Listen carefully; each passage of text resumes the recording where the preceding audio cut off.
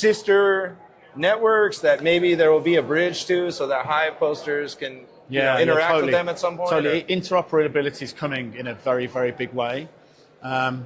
There's a project on Hive called VSC, which is a layer 2, effectively a layer 2 DeFi system, but it's feeless because Hive is feeless. Yeah. So you can do feeless DeFi.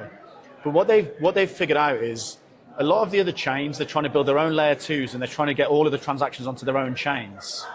And so it's like, they're all trying to be the Ethereum killer, as it were.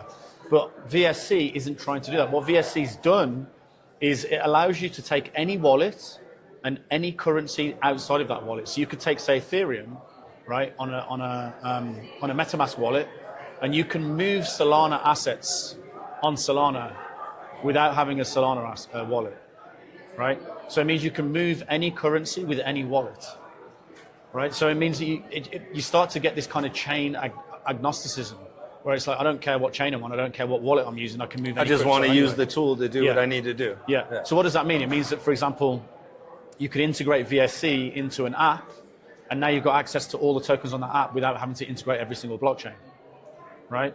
So now you can like a normal person that doesn't understand the difference between these blockchains, they just want to get they want to buy an airline ticket and get an NFT, or they want to play part of a game and get recognized, or go to an event and get an NFT, right? Well, the problem is at the moment it's all isolated because all those NFTs, that NFT may be issued on Ethereum or on Solana, and now you want to move it from a Bitcoin wallet, right? But you can't do that because you're a normal everyday person. You don't understand how to go into all these different blockchains and get different wallets. Or you melt in fees if you do know how to do it. And then you melt in fees, you've got to get gas and everything, right? Yeah. So what this is going to be is basically normal users aren't going to know what blockchain, they're not going to care what blockchain they're on.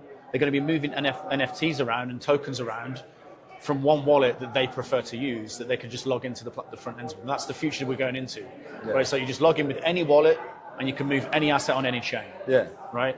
And you don't need to pay gas fees either, right? So that's where we're going to go. So it means you can have all these games and you can have all these like social media apps that publish you some value for doing something in return, and then you can just move those things around. Maybe it's even things like certificates. I went to a yoga retreat and I learned how to do a yoga thing, or I went to a course and learned how to do programming or whatever. Dude, believe it or not, I took a Bitcoin class, like when I first got into Bitcoin, like in 2014, 15, at the University of Nicosia, and they gave me a certificate. I know the guys that built on that. the blockchain. Yeah. That was one of the first ever Bitcoin. Andreas Antonopoulos was one of the teachers. He was one of the wow. Yeah. I didn't know that back in the day. But they did the first ever Bitcoin course, and you get a certificate on the Bitcoin blockchain. Yeah, it was on the blockchain. Yeah, that was like, so that sounds cool. Bro, that was like 2014, 15 or something, man. That was that's a long time ago. Those guys are OGs. So my argument is you shouldn't have to use the Bitcoin blockchain to move that NFT, to move that certificate. Yeah. You should be able to move it with any wallet that you like to any other chain that you like. And that's what VSC will bring, and it will be feeless. So normal When's users, that coming? It's already operating. They're already moving Ethereum with Hive wallets, and they're already moving Hive with Ethereum wallets. They did that like a month ago. They're saying they're going to have Bitcoin fully integrated, and this will be feeless Bitcoin, so you'll be able to move Bitcoin feelessly. Which is a huge Which is huge, because now normal people can get slithers of Bitcoin. Yeah. Right? You can't without having to jump through the hoops of using a layer 2. And without having to KYC. Yeah. All that stuff. So, and the infrastructure underneath is all decentralized. It's all operated by community members. It's not, you don't have to run your own node or anything. You don't have to run a corporation's node. It'll all be run by a decentralized community, and half of those people are anonymous. So we're going to have feeless Bitcoin transactions in the very near future, sometime towards the end of the year. They'll have Solana integrated by the end of the year as well. So we should be able to see Ethereum to Solana transactions without having to get a Solana wallet, or Solana transactions on Ethereum without having to get an Ethereum wallet. That's super cool. So that's where it's going, man. And the point is, like, all these other chains are trying to like say all the traffic should be on our chain, whereas this ecosystem saying we don't care where the traffic is, we just want people to be able to move on any chain to any other chain. Yeah. So that is like coming break very, down very the walls of the silos that it breaks down, or it de-silos everything, right? Yeah.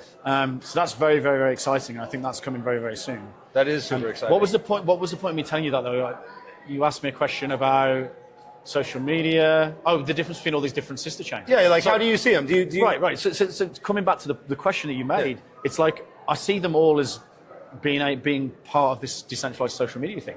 People obviously right now a lot of people don't fully understand why it's important to incentivize your infrastructure from a neutral chain. Yeah. Right. A lot of people are either incentivizing their infrastructure from an ICO chain that's not neutral ultimately. They've nearly always got CEOs, pre-minds, and founders. That to me sounds like non-neutral